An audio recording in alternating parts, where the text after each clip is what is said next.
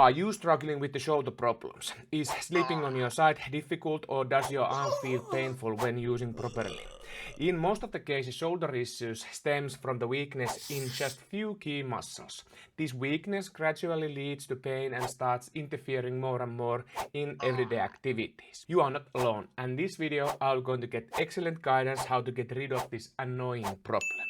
The last exercise in the video is gentle Storybook style extra for those who has really painful shoulders. It's a perfect starting point if you are in that phase. But to understand the full picture, I highly recommend watching the entire video from start to the finish. Before we dive into the topic itself, here is a really handy test you can try to check the core of this problem. Stand in upright posture against the door frame. Raise your arm to the front of the body and make sure that the armpit has 90-degree angle. When your forearm is pointing straight forward, start rotating the back of the hand as far as possible from the door frame. Test both sides, and if you are not able to rotate outwards, well, that is the key point in here.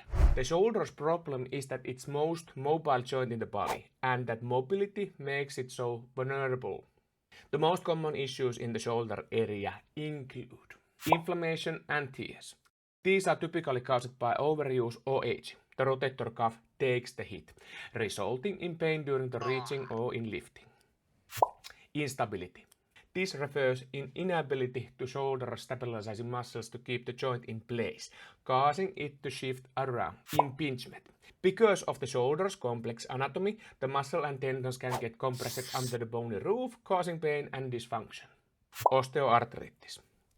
This is an age-related wear and tear, but aging doesn't always equal pain. Degenerative changes are normal, and osteoarthritis affects anyone to some degree. Overuse or strain injuries. These occur when somebody does too much too soon, but who hasn't made that mistake?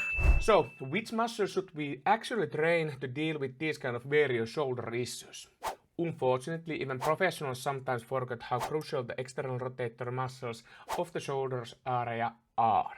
Here's the thing, we usually instruct to train their internal and external rotators by keeping the elbow tucked to the sides. But if your pain is triggered when your arm is raised, that side of the body exercise angle misses the mark. It's just not effective in those higher positions. Once we train the external rotators, mainly infraspinatus, under the spine of the scapula, and the teres minor, what do we achieve? To prevent dislocation, help to maintain proper shoulder alignment, to reduce impingement, and especially during overhead activities. External rotators counter as a chest muscle. They prevent dislocation, help maintain proper shoulder alignment, and reduce impingement, especially during overhead activities. External rotators counteract the chest muscle, which are often overtrained. These smaller muscles are key to pain-free shoulder mobility. Now ask yourself, when you're lifting the weights or working out, are you really doing anything meaningful for your shoulder external rotators? If the answer is no or I don't know, then today is a perfect day to start training them. And what do we need for these exercises? A small piece of this cursed resistance band, a heavier dumbbell, or even large water bottle will do. Supine resistance band press. Lie on your back, wrap the resistance band around your wrist and stretch it so the arms point straight towards the ceiling. It's crucial that your forearms stay in alignment vertically. If your arms drift out to the sides, your rotator cuff won't be activating properly and the exercise loses its purpose. Pull your shoulders back. In this position, push your arms towards the ceiling while keeping your wrist and elbows alignment. Do the repetitions for 10 to 15 and take short rest. If your arms start drifting to the sides right away, keep the movement small.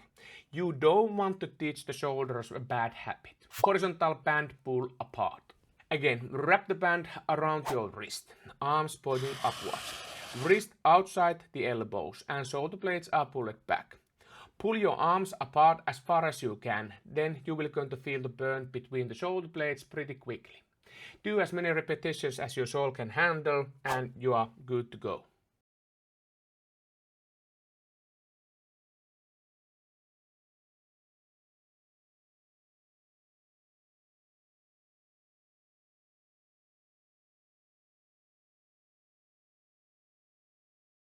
Push on towels. Grab dumbbell or water bottle.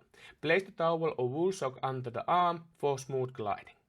Rest your opposite hand under the face, lift your chest slightly off from the ground and keep your chin tucked. From here, push the weight upwards. If the thumb would be extended, it would point towards the ceiling. This truly activates the external rotators. Keep pushing through the full range. Variation 120 degrees press. Change the angle by pressing diagonally upwards to 120 degrees. With the elbow close to your body, push the weight in diagonal motion until the elbow is fully extended. Then return with control. Bonus exercise. Fairy tale workout. Lie on your side with the painful side at the top. This one is very important, that your elbow stays below the wrist height wise. If your elbow rises above the wrist, it activates the wrong muscles, and these are the ones what we want to avoid. Start with the forearm resting against your body. From here, lift your hand upwards in a controlled arc across the front of the body. If you want to target specific angles like 90 to 120 in forward elevation, grab small water bottle and move through those range slowly. Do these exercises 3 to 4 times per week, and you don't need to go all out every time.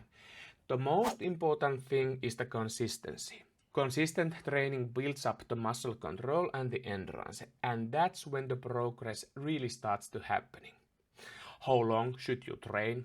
Great question. Most people start seeing results in 2 to 4 weeks as they go when they stick with the plan. If your job is physically demanding, strength gains might show around 8 to 12 weeks. Yes, it takes time, but here's the fun part. You will going to likely notice improvements in the everyday activities even sooner. Reaching the high shelves, putting on the shirt or sleeping on your sore side starts getting easier. And these are the small daily victories, and you will going to see the light at the end of the tunnel. Remember also, recovery isn't linear, but some days are better, some are worse. But what matters the most is that you are doing the right thing consistently. If you are looking for the simple maintenance tips for your shoulder, this video is excellent for that.